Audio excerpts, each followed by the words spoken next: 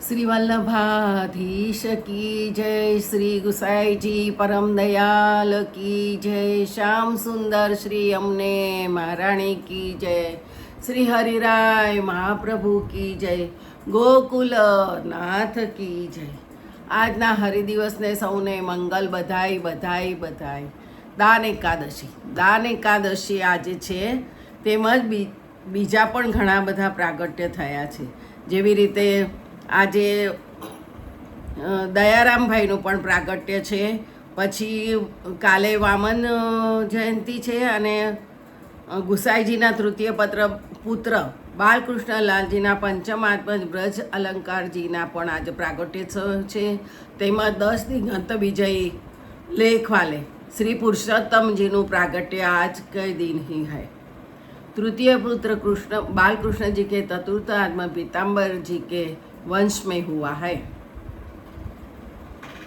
5 ઉત્સવો એક સાથે આજે છે. દયારામભાઈની પણ જન્મ જયંતિ છે, પછી આ પીતાંબરજીના વંશમાં પુરુષોત્તમજીનું પ્રાગટ્ય થયું છે, દાન એકાદશી છે, વામન દ્વાદશી છે, અને વ્રજ અલંકારજીનો પણ પ્રાગટ્ય ઉત્સવ છે.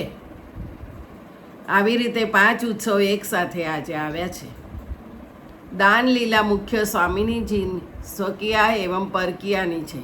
પ્રભુ પરકીયા ગોપીજનોનું મુખ્ય સ્વામિની ચંદ્રાવલીજી પાસે દાન માગે છે.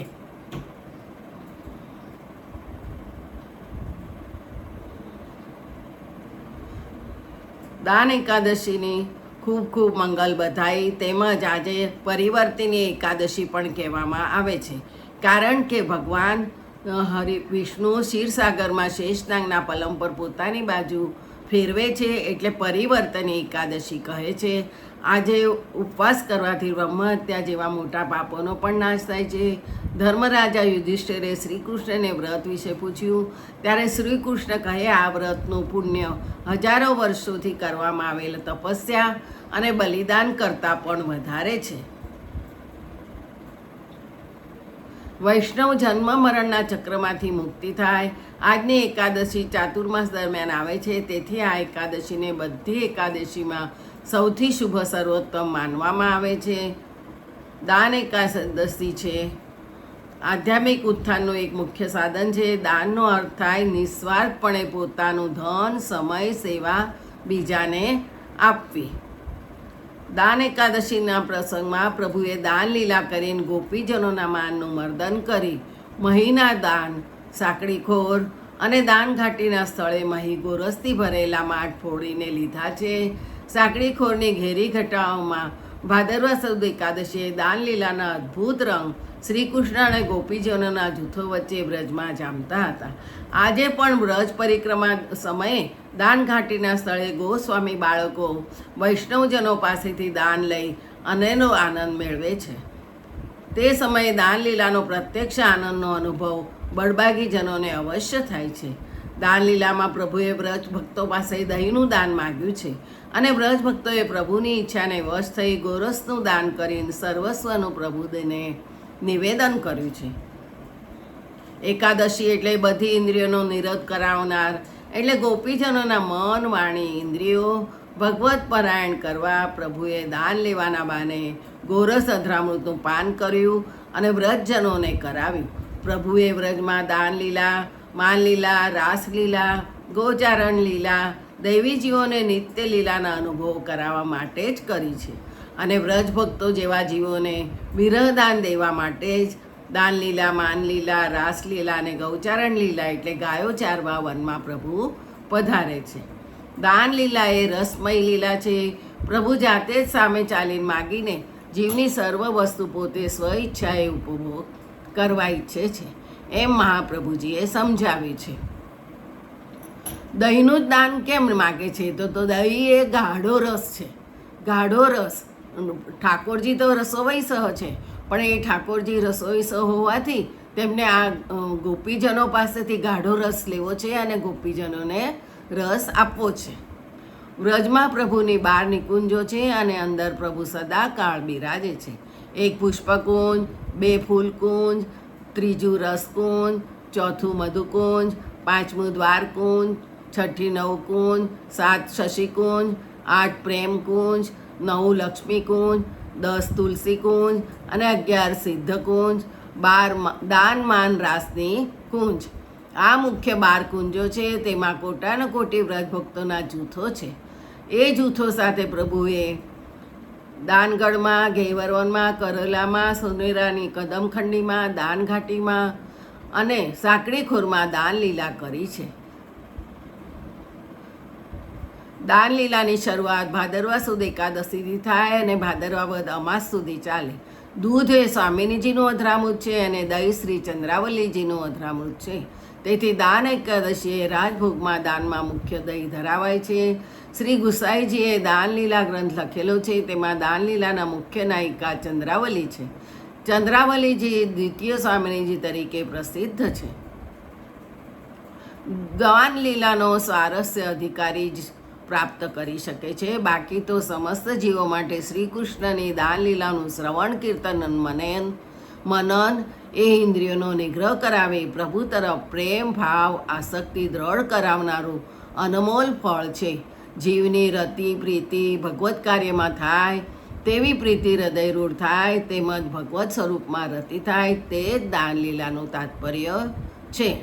પુષ્ટિ સંપ્રદાયમાં જે કંઈ થોડું કરવું તે બધું સંપ્રદાયની પ્રથા પ્રમાણે સમજીને કરવાથી આનંદ અને સંતોષ મળે છે. દાનના એ પ્રસંગે અષ્ટસખા કુંભનદાસે પણ હૃદય દાન પણ અલૌકિક છે. જે આજે સૂતકમાં પ્રભુ દર્શન રૂપી જે ભિક્ષા પ્રભુ દર્શનના લાભની મળે છે તે કુંભનદાસ દાનના ફળ સ્વરૂપ છે.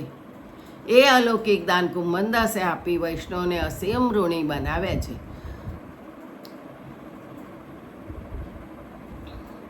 ભાદરવા સુદ એકાદશી પરિવર્તની કહેવાય છે, કારણ કે તે દિવસે શ્રી કૃષ્ણ બળદેવને લેવા માટે શ્રીમદ ગોકુલ જવા માટે અક્રૂરજી મથુરાથી નીકળેલા અને ગોકુળના ગોંદરે આવ્યા. ત્યાં વ્રજમાં પ્રભુપાદ ચિહ્ન નિરખતા અક્રૂરજી રથમાંથી કૂદી પડ્યા અને પ્રભુ ચરણોથી પવિત્ર વ્રજમાં ભર વસ્તી હોવા છતાં આળોટવા લાગ્યા. જ્યારે કંસે અક્રૂરજીને મોકલ્યા ત્યારે તેમનામાં અહંભાવ હતો, પણ પ્રભુ સમીપ આવતા જ અક્રૂરજીની સ્તબ્ધ ભક્તિમાં ભાવ ફલિત થાય છે. વ્રજમાં વ્રજભક્તોની અનન્ય શરણાગતિની અહોભાવના નિરખી અક્રૂરજીના ક્રૂર અહંભાવનું પરિવર્તન થયું અને પ્રભુના સાક્ષાત દર્શન કરવાથી ભાવાવેશમાં તેમનું દેહભાન પણ વિસરાયું હતું. ભાદરવા સુદ 11ના દિવસે વ્રજયાત્રાની શરૂઆત થાય છે. વિશ્રામઘાટથી નિયમ લઈને મથુરાથી દર વર્ષે પરિક્રમા નીકળે છે. હવે આપણે ગોપી ગીત વિશે ચાલે છે, તેમાં ગોપી ગીત લઈએ.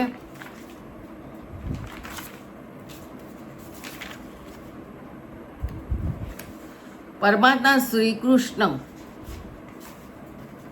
આનંદનું સ્વરૂપ છે. જીવને આનંદ જોઈએ છે. પરમાત્મા શ્રી કૃષ્ણ જીવ માત્રને પોતાના તરફ ખેંચવા માટે આ લીલા કરે છે. શ્રી કૃષ્ણ લીલાનું એ જ રહસ્ય છે કે અનાયાસે મનનો વિરોધ થાય, મન સંસારના વિષયોમાંથી હટી જાય અને પરમાત્માના ચરણમાં ભગવત સ્વરૂપમાં સ્થિર થાય. પ્રભુએ સૌંદર્યથી આંખનું, વાસળીથી કાનનું અને લીલાઓથી મનનું આકર્ષણ કર્યું છે. શ્રી કૃષ્ણની આકર્ષણ શક્તિ અલૌકિક છે.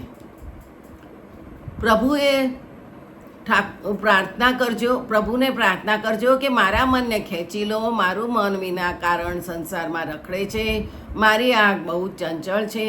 આંખ પાપ કરે છે. મારી આંખને તમે ખેંચી લો. એવી આંખ શા કામની જેને સંસારનું સૌંદર્ય બહુ ગમે છે? એ આંખ જ નથી, પાપનું સાધન છે. આંખ એ પરમાત્માના દર્શન કરવા માટે છે. શ્રી કૃષ્ણનું સ્વરૂપ અતિ સુંદર છે. શ્રી કૃષ્ણને પ્રત્યેક લીલા જીવને પોતાના તરફ ખેંચવા માટે માગે છે. સર્વ લીલાઓમાં રાસલીલા અતિ શ્રેષ્ઠ છે અને આ ગોપી ગીતમાં રાસલીલાનું જ મહત્ત્વ છે. ગોપી શબ્દ સાંભળ્યા પછી કેટલાકને સ્ત્રીનું શરીર દેખાય છે, પણ ગોપી નથી સ્ત્રી કે નથી પુરુષ. ગોપીમાં સ્ત્રીત્વ નથી અને પુરુષત્વ નથી. જે શરીરમાં મળમૂત્ર છે એ શરીરને દેવો સ્પર્શ કરતા પણ નથી. ભગવાનનું શ્રી અંગ જેમ આનંદમય છે તેમ ગોપીઓનું સ્વરૂપ પણ અતિ દિવ્ય છે. પરમાત્મા વાંસળી વગાડે છે અને તેનો નાદ ગોપીઓના કાને આવે છે. શ્રી કૃષ્ણની વાંસળી સાંભળ્યા પછી ગોપીઓને એવી ખાતરી થઈ કે શ્રી કૃષ્ણ અમને મળવા માટે આતુર છે અને તે અમને બોલાવે છે. ગોપીઓનો અધિકાર સિદ્ધ થયો, તેથી ગોપીઓ તે રાસની વાંસળી શ્રવણ કરી શકે છે. એમ તો શ્રી કૃષ્ણ ગાયોને લઈને જાય ત્યારે પણ રસ્તામાં વાંસળી વગાડે છે, પણ તે વાંસળી ગાયો માટે વગાડે છે. પશુ પક્ષી પણ સાંભળે છે, બધાય સાંભળે છે, પણ રાસની વાંસળી બધા સાંભળી શકતા નથી. વ્રજમાં ઘણી સખીઓ છે, અનેક જીવ છે, પણ જે જીવનો છેલ્લો જન્મ છે, જેનો પ્રભુએ અંગીકાર કર્યો છે, જેને પરમાત્માએ અપનાવે છે, જેનો અધિકાર સિદ્ધ થયો છે, તે જ આ રાસની વાંસળી સાંભળી શકે છે. ગોપી ભાવની કથા કરવા માટે સાધારણ જીવ લાયક નથી. ગોપી ભાવ સર્વોચ્ચ ભાવ છે. ગોપીઓના કાને ભગવાનની વાંસળી આવે છે. ગોપી તો પ્રેમમાં ઘેલી બની છે, એમને સંસારનું પણ ભાન રહ્યું નથી. સુખદેવજી મહારાજે પણ ખૂબ વર્ણન કર્યું છે. ગોપીઓ પ્રેમમાં દોડતી દોડતી ગઈ છે. દર્શન કરતાં કરતાં તે બોલે છે કે અમે કોઈ લોચન માસતી કોઈ અસ્તવ્યસ્ત વસ્ત્ર આભૂષણો ધારણ કરેલી ભગવાન શ્રી કૃષ્ણની સમીપ આવી છે. ગોપીઓ વાંસળીનો અવાજ સાંભળી ગમે તે રીતે દોડી ગઈ છે. કોઈએ અલંકાર આગળ પાછળ પહેર્યા છે, કોઈએ ચુંદડી ઓઢવાનું ભૂલી ગયા છે, અને એવી રીતે બધા દોડી ગયા છે. શ્રી કૃષ્ણ નામમાં રહેલું આ સુખ, શ્રી કૃષ્ણ સ્વરૂપનો આ રસ, વિરહનો અનુભવ થયા વિના પ્રાપ્ત ન થાય. ગોપીને તો આગે આગે ધેનું, ચરણમાં રેણું, મુખ પર વેણું, ધારણ કરેલો મોર મુગટધારી નંદનંદન કાલિંદીને કાઠડે કલ્લોલ કરતા નિત્ય નવીન દેખાયા કરે છે. ગોપીઓને પ્રેમની તૃષા લાગી છે. ગોપીઓ ચિતડાના ચોર બની ગયા છે. ગોપીને નંદકુંવર કૃષ્ણ પોતાથી દૂર રહે એ ગમતું નથી. અચિંત્ય ને અકલ્પ્ય રહે એવો નંદકુંવર પણ એમને નથી ખપતો. પોતાના સાનિધ્યમાં સદાય રહે, પોતાની ઈચ્છા પ્રમાણે નાનો અગર મોટો સદાય થયા કરે, પોતે જ નિરખવા ધારે, એવા સ્વરૂપે પોતાનું દ્રશ્ય બની રહે, અને પોતે જ્યારે પણ જ્યાં જ્યાં જાય ત્યાં ત્યારે સાથે સાથે આવ્યા કરે, એવા કૃષ્ણ ગોપીઓને ખપે છે. માટે જ ગોપીઓ કોઈ તપસ્વી જેમ કોઈ કલ્પનાતીત પરમ તત્વનું નથી, પરંતુ સસેવ્ય મધુર મૂર્ત શ્રી કૃષ્ણનું આવાહન કરે છે. એના હૃદયમાં તૃષા જાગી છે શ્રી કૃષ્ણ દર્શનની. ગોપી ગીત એ એક મંત્ર છે. ગોપીના હૃદય ભાવને સમજ્યા વિના, ગોપી ભાવની પરખ વિના ગોપી મંત્ર, ગોપી ગીત ન સમજાય. ગોપી ભાવનું રસસભર મૂર્તિમંત સ્વરૂપ એટલે જ ગોપી ગીત છે. ગોપી પ્રેમની તૃષાથી હૈયું ભરાઈ જાય છે, હૃદય ભરાઈ આવે છે, નયન છલકાઈ જાય છે, મુખ મલકાઈ ઉઠે છે, મન નાચી રહે છે, ચક્ષુ ચમકી ઉઠે છે, અને એ બધાની પાછળ સુખ ડોક્યું કરે છે. પણ આ તો કૃષ્ણ દર્શનની તૃષાની તરવરાટ છે. તૃષામાં તૃપ્તિને આહ્વાન છે. તૃપ્તિમાં પ્રગટ થયેલા અનુભવની શાશ્વતતાનું આ આવાહન છે. ગોપીને આ ભાવ સૃષ્ટિને જરા ધીરજથી સમજવા જેવી છે. પ્રેમી ન તો માત્ર દ્રશ્ય, ન તો માત્ર દ્રષ્ટ થવાનું પસંદ કરે છે. પ્રેમીને તો દ્રષ્ટા થવાનું અને દ્રશ્ય પણ થવું છે. દ્રષ્ટાય થવું છે અને દ્રશ્ય પણ થવું છે. એક માનમાં બે તલવાર સમાય ન શકે, પરંતુ એ કહેવત જગત માટે સાચી હશે. પ્રેમી એનાથી પર હોય છે. પ્રેમીને તો તૃષા અને તૃપ્તિનો અખંડ અને અવિરત પ્રવાહ જીવનમાં ચાલુ જ રાખવો છે. જ્યાં તૃષા અને તૃપ્તિ બંનેનું અસ્તિત્વ નથી, ત્યાં પ્રેમની પરિપૂર્ણતા નથી. પ્રેમ એકાંગી છે. પ્રેમ દર્શનમાં એકાંગી પ્રેમને પ્રેમની પ્રારંભિક અવસ્થા રહે છે, કહે છે.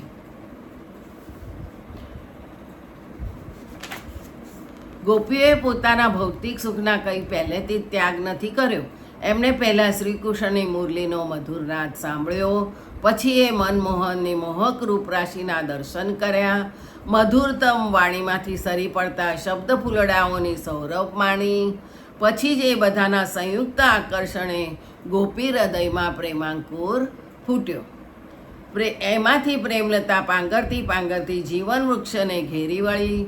ગોપી જીવન એને જીરવી શકે તેમ ન હતું. તેથી કાત્યાયની દેવીની ઉપાસના કરી પ્રેમવેલને ગ્રહણ કરી રાખવાનું સામર્થ્ય પ્રાપ્ત કર્યું. એ સામર્થ્ય દ્વારા શ્રી કૃષ્ણ પાસે પોતાના પ્રેમનો ગોપીઓએ સ્વીકાર કરાવ્યો અને સ્વીકાર થતાં જ ગોપી હૃદયમાં ત્યાગ ભાવ જાગી ઉઠ્યો. બીજું આવતીકાલે. જય જય શ્રી ગોખલેશ.